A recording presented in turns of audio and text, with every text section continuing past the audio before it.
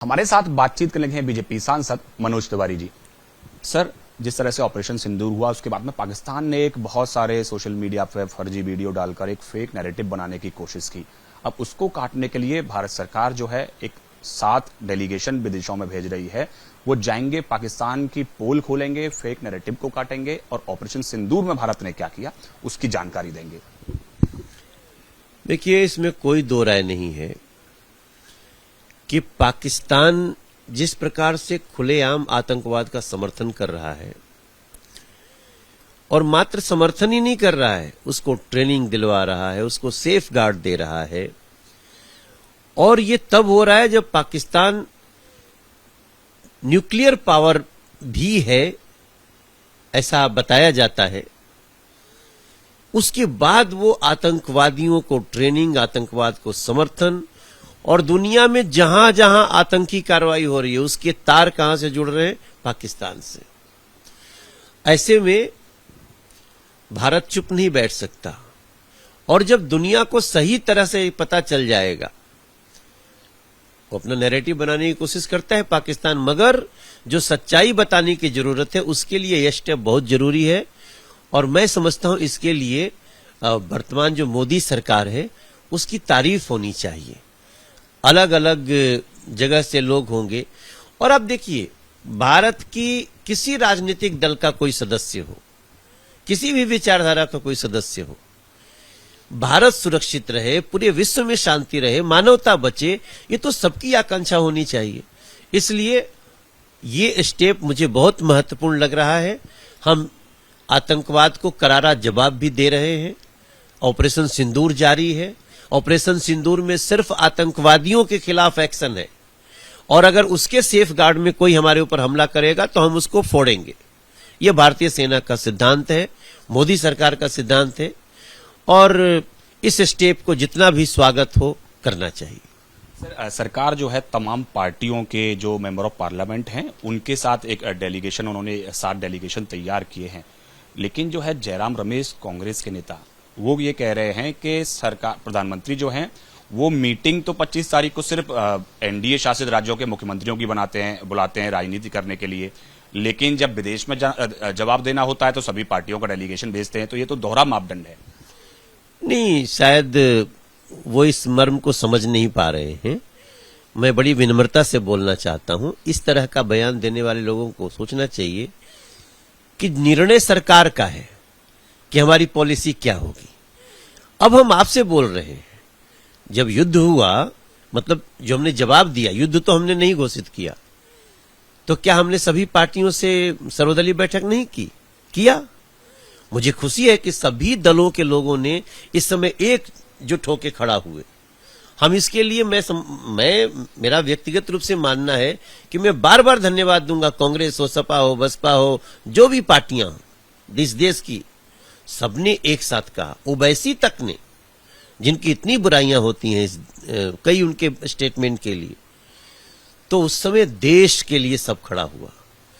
अब निर्णय सरकार को लेना है, उस समय जो सरकार में वो निर्णय लेंगे। आपको उस समय भी बताया गया। अब जरूरत है, क्योंकि देश में सरकार किसकी बने, इसके लिए राजनीतिक युद्ध जरूरी है।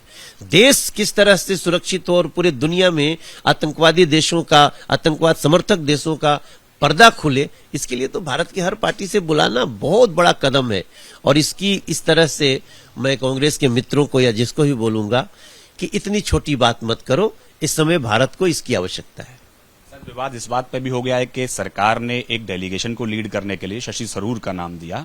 अब उसके बाद में कांग्रेस ने नाम जो रिलीज किए हैं अपने 4 नाम अलग से कर दिए, डॉक्टर आनंद शर्मा, डॉक्टर राजा बरार, इन सब के नाम अलग से रिलीज कर दिए। नाम पे भी अलग अलग कहीं ना कहीं विवाद हो गया है। वो चलते रहता है, छोटी मोटी बातें ये तो। लेकिन हर पार्टी से शशि थरूर भी कांग्रेस के ही हैं ना। शशि थरूर जी अच्छे वक्ता है, शायद इसलिए उनको चुना गया होगा। वो संसद में बोलते हैं, बहुत जानकारी के साथ बोलते हैं। बाकी कांग्रेस इस पे भी बात कर सकती है, ये कोई बड़ा मुद्दा नहीं है। नरेंद्र मोदी और मोदी सरकार का दिल बहुत बड़ा है, इसलिए अगर कोई सुझाव देंगे तो मान लेंगे। सर, इसके अलावा बात करें तो ऑपरेशन सिंदूर को लेकर जिस तरह से भारत की सेना ने जो शौर्य दिखाया, उसको लेकर आपने भी शब्दों में अपने स्वर के जरिए कुछ पिरोया है। आप क्या सुनाना चाहेंगे? देखिए, मैंने अपने गायक धर्म का पालन किया है। मैं एक मेंबर ऑफ पार्लियामेंट भी हूं और मैं एक इस देश का लोक गायक भी हूं। तो ऐसी घटनाओं में सेना लड़ रही है, उसके शौर्य का गान हम नहीं करेंगे तो कौन करेगा? कई बार हमने देखा है कि जैसे एक छोटा सा उदाहरण दूंगा, किसान कानून आए थे तो हमारे भोले भाले किसानों को बरगलाने के लिए कई लोग गाना गा दिए। मैं उन सभी साथियों से बोलूंगा हाथ जोड़ के कि भाई चलो, उस समय हो सकता है आपको नहीं समझ में आया होगा कि आप क्या कर रहे हैं, मगर इस समय तो हर सिंगर की जरूरत है।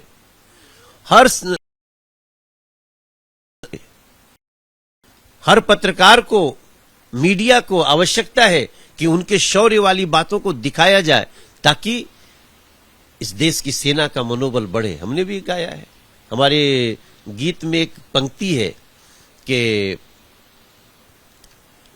खून और पानी साथ बहे, अब ये नहीं संभव होगा, टेरर और ट्रेड भी संग चले, अब ये नहीं अनुभव होगा, अब ये नहीं अनुभव होगा।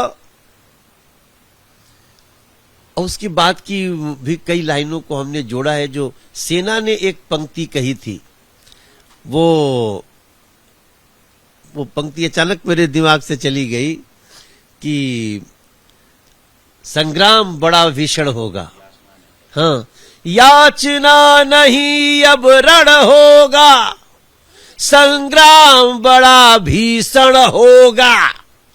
भाई देखो, हम अपने से सेना का गर्व नहीं गाएंगे तो हमारे स्वर को धिक्कार है। ये समय है जब मैंने अपना कर्तव्य पूरा किया है।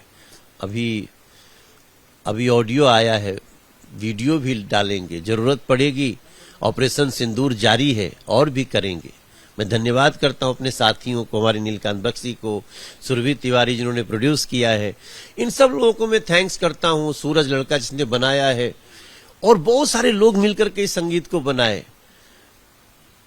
सभी गायकों को ऐसा करना चाहिए।